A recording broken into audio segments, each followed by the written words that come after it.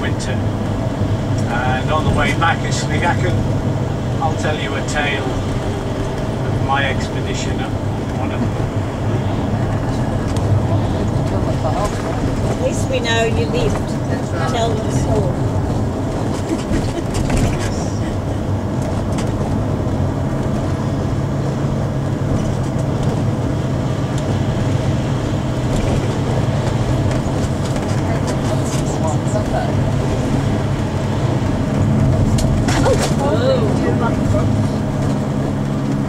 Is that mine up there? Sorry folks. Do as I say, not as I do, obviously.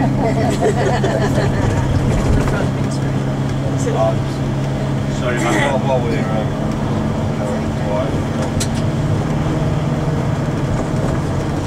That's the...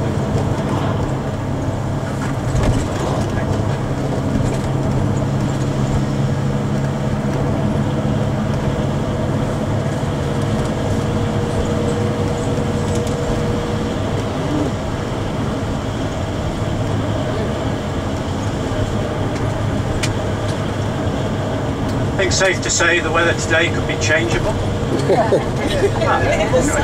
Yeah, think? I was going to say we'll stop at the Skye to take some photographs because it's sunny. Just come around the corner.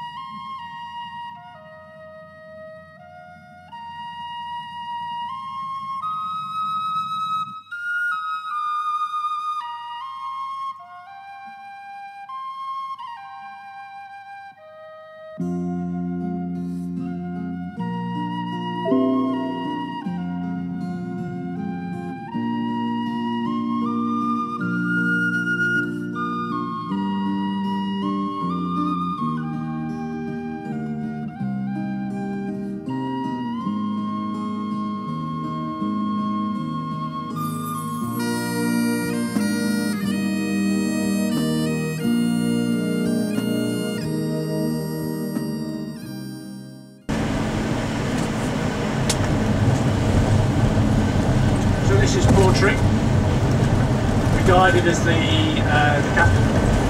Population between 2,000 and 3,000. Population on Skye at the moment is around about 10,000. It went to an all-time low, I suppose, about 15 years ago. About 9,000. But the majority of the reduction in population had been as high as they estimate about 30,000. The majority of that was during the Highland clearances. I think when I was discussing it with somebody yesterday, I mentioned a population about double that figure. And I apologise, I'll recheck the figures.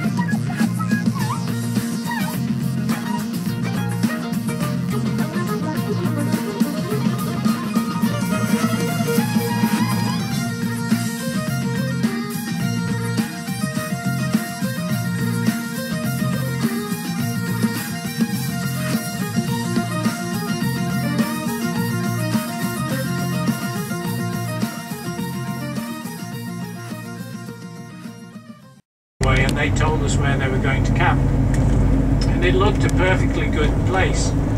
And off they went, and they put their tents up. And apparently they told us later that a farmer had come out and started sort of shouting at them, waving their arms, and they just ignored him, and they found this beautiful flat piece of ground, dry as, etc., put up their tents.